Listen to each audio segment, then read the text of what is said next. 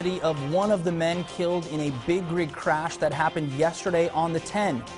And the death toll in the Oakland warehouse fire raises to 33, and there could be more. We take a closer look. Today was absolutely beautiful, bragging conditions for us with highs in the low 70s. I got your details and your full forecast coming up. First in the Coachella Valley, you're watching KMIR-TV Palm Springs, where the news comes first. KMIR News starts now. Good evening and thank you for joining us for KMIR News after the game. I'm Vince Marino. Angela Monroe has the night off. First on KMIR, we've learned the identity of one of the people killed yesterday on the I-10 when their big rig overturned and slammed into the guardrail. Riverside County Coroner's Office has identified the man as 42-year-old Raleigh Gullery of Marksville, Louisiana. The second victim, who was in the same truck, has not yet been identified. This was one of the three big rigs that overturned yesterday due to dangerously high winds on the I-10 east of Mecca. A child was severely injured after the minivan they were riding in overturned on the I-10 east. Around 11:30 today, a minivan carrying at least 3 people was traveling eastbound on the I-10 just east of Eagle Mountain Road when it flipped over into the center divider, trapping and critically injuring the child. The victim was freed from the minivan by Riverside County firefighters and airlifted to a local hospital with major injuries. 2 others were injured and also transported to the hospital with moderate injuries. A Moreno Valley man is in jail tonight after a slew of charges. On Friday morning, Riverside County sheriffs received a report of a carjacking in Moreno Valley. When deputies arrived, they found a 55-year-old victim who suffered minor injuries. The suspect in the carjacking fled the scene. The suspect, who is identified as 23-year-old Jacob Velasquez, began posting threats on social media and to the Riverside Press Enterprise. At 11:50 p.m. Friday, authorities found Velasquez in Paris, where he was arrested for suspicion of kidnapping, carjacking, battery, and making terrorist threats. A man is behind bars today after his marijuana cultivation operation went up in flames. Yesterday, Jurupa Valley police officers saw smoke coming from a building near Pearl Street. When they arrived, they found a structure fire and evacuated 2 residents. When CAL FIRE arrived at the scene, they quickly prevented the fire from spreading to adjacent buildings. After the flames were put out, CAL FIRE found a suspected marijuana cultivation operation, which they say could have been the cause of the fire. Riverside County sheriffs arrested 46-year-old Guillermo Romero for the suspected marijuana cultivation. Authorities in Oakland say a fire that ripped through a warehouse has claimed at least 33 lives, and that number is expected to increase. The blaze began Friday night while the warehouse was packed with revelers attending what's been called an underground dance party. NBC's Dan Sheneman has the latest. Firefighters are working around the clock, sifting through the charred shell of a converted warehouse, looking for more victims. To be able to remove debris systematically from the building to the vacant lot next to the building, literally bucket by bucket, in a methodical, thoughtful, mindful, and compassionate way. The fire erupted Friday night during what was called an underground dance party. The warehouse, allegedly converted into illegal lofts for artists, was quickly engulfed in flames. The blaze, so explosive, firefighters had to retreat. And the big bellow of black smoke kind of came out of every window, and it blew out of the door maybe 10 feet, just this black smoke. And at that point, only a few more people crawled out. According to the fire department, the building did not have a sprinkler system or smoke alarms. It did not have permits for residential living. Just weeks ago, city officials launched an investigation into the warehouse, but some are now asking why it took so long. We dropped the ball on this issue, and sadly enough, it's, we lost some life. Today, outside the warehouse, mourners came to pay their respects. Meanwhile, the grim search for victims is far from over.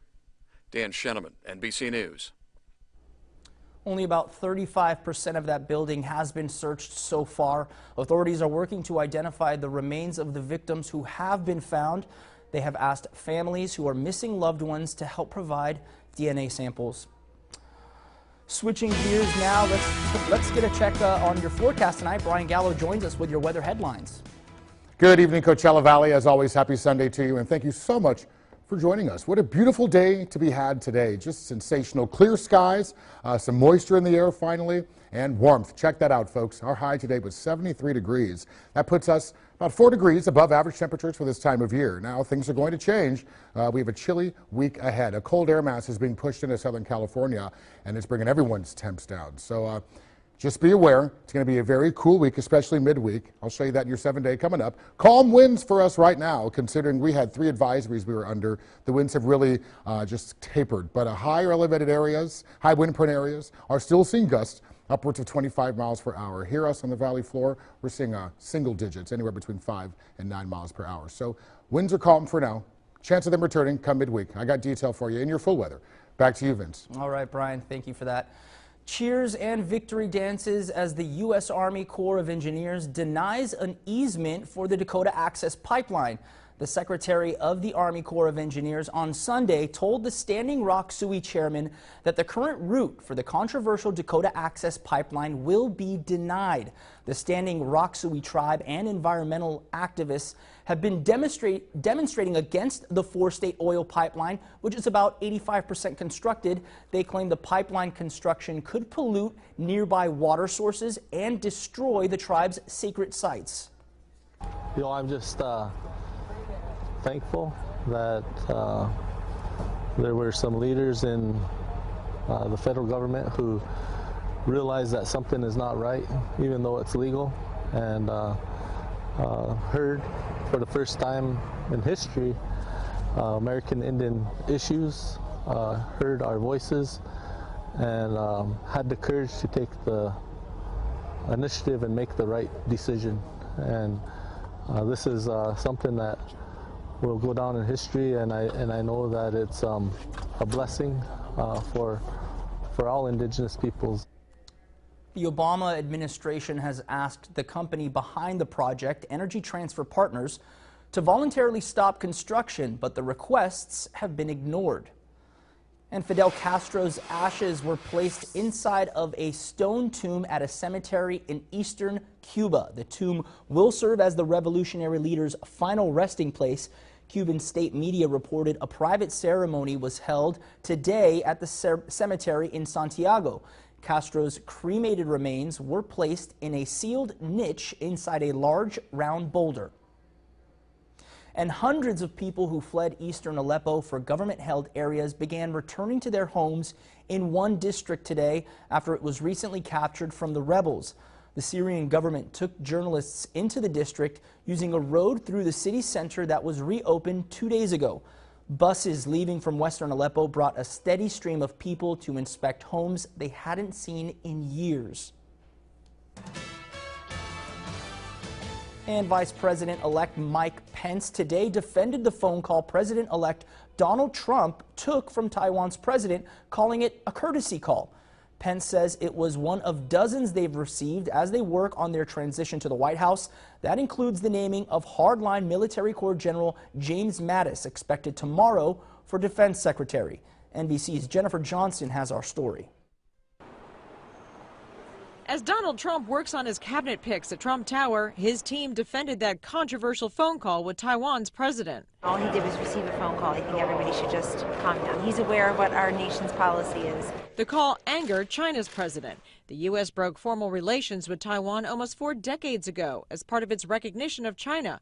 But Mike Pence says it was simply a courtesy call. She reached out to the president-elect, and he took the call from the democratically elected leader of Taiwan. And it's one of more than 50 telephone calls that the president-elect has taken. After celebrating Carrier's decision to keep 1,000 jobs in Indiana and not take them to Mexico, Trump took to Twitter Sunday, promising a 35% tax on businesses that leave but then try to sell their goods back here. Trump tweeted, "Please be forewarned prior to making a very expensive mistake. The United States is open for business." The election that seemed to never end still hasn't. Green Party candidate Jill Stein's recount in Wisconsin is ongoing, and she's now planning a federal lawsuit to force one in Pennsylvania. We are standing up loud and strong to say that we will not be intimidated. We will not be frightened by having to jump through all these legal hoops. We say, what is Donald Trump frightened of? Stein plans a press conference in front of Trump Tower Monday to announce that lawsuit. And Trump plans to formally announce his pick for Defense Secretary Monday. It's expected to be retired Marine Corps General James Mad Dog Mattis. Jennifer Johnson, NBC News, Washington. After the break, crews are still cleaning up after the wildfires in Tennessee. We'll bring you the story of one family who lost more than their home. Next.